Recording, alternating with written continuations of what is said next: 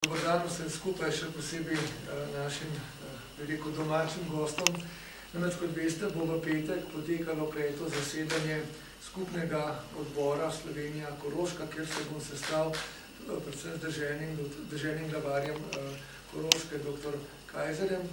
In v pripravah na to pomembno srečanje sem se danes srečal s predstavniki Slovenske narodne skupnosti na Koroškem, na avstrijskem Koroškem, da se pogovorimo o situaciji in da me pravzaprav iz prve roke informirajo o tem, kako sami ocenjujejo stanje, da mi povedo, katere so njihove ocene, ki lahko pravzaprav oblikujejo svoje stališča v to ali ono smer, in jaz sem jim zelo hvaležen. Imeli smo zelo konstruktiven razgovor, ni prvi, verjamem, da se bodo ti razgovori nadaljevali, kajti zelo pomembno je, da prav od naše narodne skupnosti slišimo, kateri so tisti trenutno najbolj pomembni izzivi in kakšno je stanje na avstrijskem Koroškem.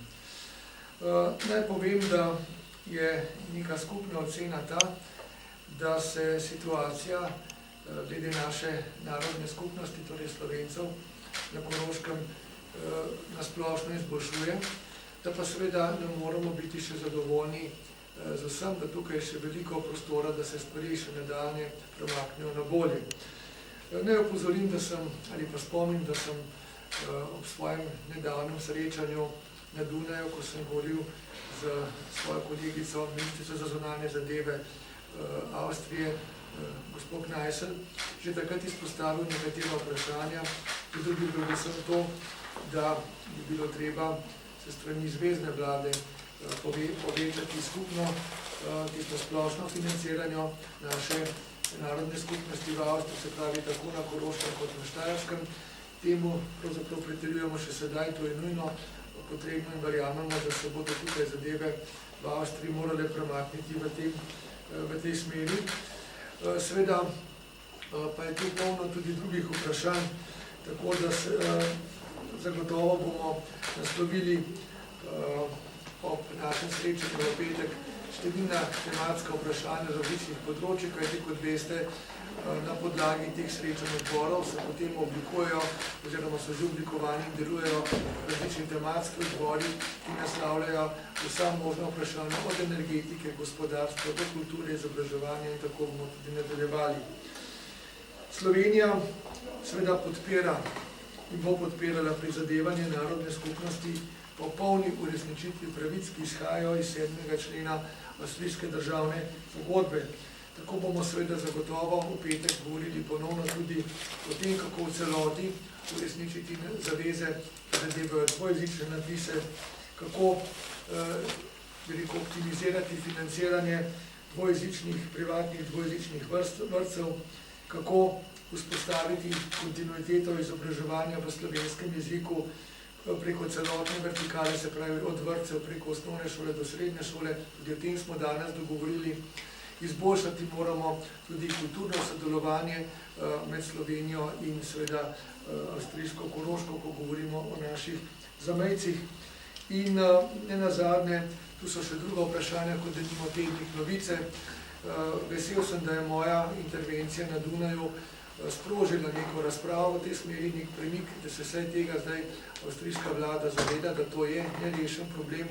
Seveda pa vsi skupaj pričakujemo, da bodo Novice deležne tudi avstrijskega sofinanciranja, tako kot je to bilo nekako zagotovljeno v preteklosti, da to ne bo prihajalo to financiranje samo se strani Slovenije. Pomembno se mi zdi to, kar so omenili predstavniki naše slovenske skupnosti oziroma naših zamejcev v Avstriji, da je še posebej pomembno za njih, zato da lahko tudi oni uresničujejo neko svojo pripadnost slovenstvu, to, da Slovenija deluje kot uspešna država. Kajti, če je Slovenija država, ki ima v Evropi in v svetu nek ugled, če smo uspešni gospodarsko, socialno, ekonomsko, v vseh pogledih tudi veliko politično, potem je to dobro tudi za naše zamejce, tako kot seveda oni vedno znova veliko prispevajo s svojim delovanjem k prepoznanju naše skupne kulturne nacionalne identitete in k ugledu Slovenije. Jaz se tu predstavnikom naših krovnih organizacij ponovno iskreno in lepo zahvaljujem za njihove velike napore, ki jih vlagajo v to, da bi naša narodna skupnost živela polno naprej, da bi imela možnost, da se izobražuje dvojezično, da bi bila prepoznana kot takšna, torej kot slovenska narodna skupnost v Avstriji in da bi še naprej pripomogla k temu, da gojimo neke dobre medsosedske, meddržavne odnose. V tem pogledu se strinjam tudi s tem, kar so mi povedali, da si želijo, da bi prihodnje leto 100. obletnica koroškega plebiscita potekala v evropskem duhu.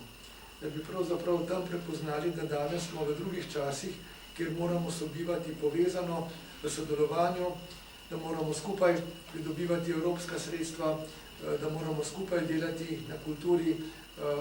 Torej, tako avstrijska stran se mora seznaniti z našo kulturo kot naša z avstrijsko. Ne gre tu samo za zamejce in Slovence, gre tudi za Avstrijce in druge. Skratka, živimo v skupni Evropi in mislim, da lahko tudi na ta način, če bomo tako obeležili, oziroma če bo lahko tako obeležena ta stoletnica plebiscita, da bo to k temu močno pripomoglo. Tu bi se ustavil, res iskrena hvala za ta odkrit pogovor, za te različne ideje, pobude, ki jih bom zagotovo predstavil tudi deželnemu glavarju Kajzerju, dr. Kajzerju. Zdaj pa bi prepustil besedo gospodu Jugu, predstavniku seveda Slovenske zveze, slovenske organizacije v avstrijskem Koroškem. Prosim. Hvala lepa. Tudi jaz bi se rad zahvalil gospodu ministru za zunanje zadeve, gospodu Cerarju, za zelo konstruktiven in za zelo pozitiven pogovor, sestanek. In mislim, z gospodom Cerarjem že zadnje leta zelo dolgo sodelujemo in je to za nas seveda tudi pozitivno, da imamo na tej strani enega partnerja, s katerim se da sodelovati, s katerim lahko formuliramo in se pogovarjamo o skupnih temah in te teme potem tudi lahko bolje zastopamo navzven.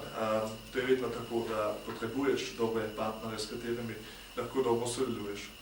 In na tem skupnem srečanju Koroška Slovenija je seveda treba izpostaviti, da živimo v Evropski uniji, da živimo v enem alpsko-atlantskem prostoru, kjer je sodelovanje, kjer so jeziki, kjer so kulture bistveno pomembne in tudi treba ta kulturni prostor tudi zagotoviti.